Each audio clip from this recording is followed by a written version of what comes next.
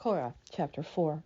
One thing I've found immensely interesting in my relationship with Cora, this quiet, imposing woman with such an interesting life. You never really know people, do you? I mean, not really. How can you? You know what they share, and you know what your first impression is, you know what your impression is as you know them a little bit, and then when you know them for a long time, you know them even better. But one thing I found fascinating through my time with Cora, the cracks in the surface would break and things would come out. She would feel talkative and she would want to share things. She trusted me, I suppose, or was just in the mood, didn't care anymore. Who can say? But one afternoon, she began to talk about her her good friend, someone that she cared about. And this brings me to the point of not really knowing your friends uh, always. And she said that her friend that she had known for a long time, they were the same age, they shared many things together. She actually met her through her work, Cora's work, when she was really forced to go to work to fend for her children. And she said over time she really did begin to suspect that there were things in her friend's life that were secretive. Her friend's name was Lucille, and you called her, she said, Lucille. You did not call her Lucy. If you wanted to shorten her name, it was to Seal, which I prefer Lucy, but whatever. And she said, as time went on, Lucille was married, and Lucille had an interesting life, Cora thought, but she said she suspected that there were things about Lucille that she needed to know, and sure, or not that she needed to know, but that she suspected were there underneath the surface.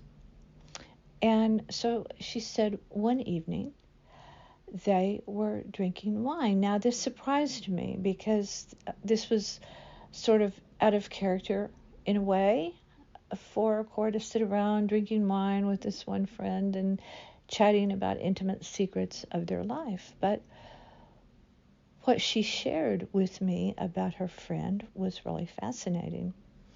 She said Lucille told her there were times in her life when life got rough, where, like for many people,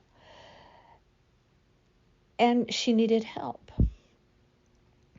And Lucille's husband's brother, it seems, was a gambler. And not only was he a gambler, but he was kind of a crime boss a little bit.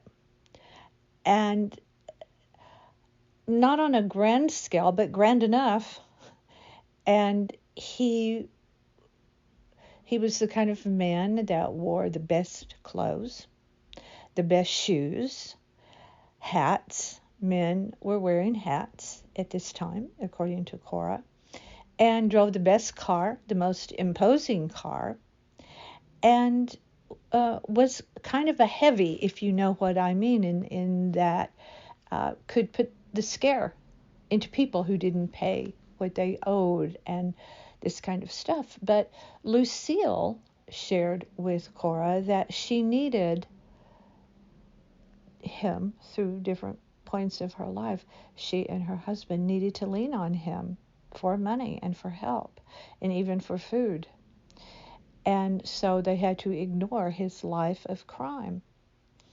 And he ran gambling establishments. He was the man you see in the movies up in the office looking down to make sure that everything was legal, or was it legal? Um, and he worked his way up, according to what Lucille told Cora, through the ranks in the crime business, from being the kind of guy that went around and collected money from vending machines and threatening people if they didn't pay up for their protection, and then worked his way up, proved himself to be reliable and loyal and keeping his mouth shut. And she said, Cora said, that was the big thing with everyone. They had to keep their mouth shut about it. Well, all of this came to a very sad conclusion, which I think was something that was why Cora really brought it up, because it had a really tragic ending for Lucille's brother-in-law and his wife. He had made plenty of money. Now, the man carried 11 cents in his pocket. He carried a dime in one pocket and a penny in the other pocket. He did that for a reason, because he always had people, according to what Cora told me, coming up to him and asking for money, because he did have money, a lot of it. But he would always empty his two pockets, one in each hand, and say, "This is all I have, but you're welcome to it." But the truth of the matter is, what Lucille said was that he really did have a heart of gold. It's like the prostitute that has the heart of gold, and even in Gone with the Wind, the brothel owner Belle, comes to give to the cause. She said he was like that. He really did have a heart of gold, and he would really, if you really needed help, he sent help. He managed to get help to people that needed it, but anonymously. Never did people know it was really him. Now, of course, Lucille and her husband, knew what his life was, and they knew what he did for people. But he always did it anonymously, because he felt that was the way it should be done, apparently. But here's what happened in this story that Cora was sharing with me about Lucille and her husband and her brother-in-law, Lucille's brother-in-law. He had made enough money, and he had married. He found the woman of his dreams after going through a lot of actual call girls and floozies and all sorts of things, Lucille said, told Cora. He found a genuine woman that really wanted him for him. And she didn't even know about his life of crime in the beginning. She did learn of it, but she didn't in the beginning. She really just loved him. And Cora said Lucille told her it was easy to see why, because he had piercing blue eyes. He was a very handsome man, and he presented himself so well with a very kind voice. And so I guess it was too late when she found out his true occupation. She was in. But he promised her he was getting out. He had enough money, and they could really move away and live in obscurity. He could leave this life behind. And so they decided to start a family. And his wife got pregnant with their first baby. That was going to be their first baby. And so he alerted the higher-ups in the organization that he had to get out. He had done it for years. He was, by this time, getting some age on him, and he wanted to have a regular life in obscurity. And they said, okay, everything was fine, and so he began to set that all in motion. The baby was on the way. It was almost due to be born. They had a new home that they had secretly purchased, so no one knew where it was. They were still living in the same place that they always had, but they had purchased their new place in secret. And one morning, they were going for her doctor examination, and they got in their big, huge car. And when he started it, it blew up, and they were both killed instantly. And at this point of this story, I begin to wonder where where we were going to get to the really happy stories. That's such a horrible tragedy in Cora's life. So much tragedy, so much sadness, and uh, her friend Lucille uh, felt free enough to talk about it, but to Cora, she said, but for many years they kind of lived in fear because of her husband's relationship with his brother, and that he knew things and he did know things.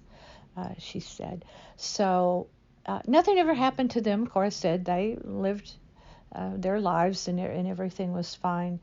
But it just proves the point that there are people around you in life that, of course, stories like this are rare, right? Aren't they?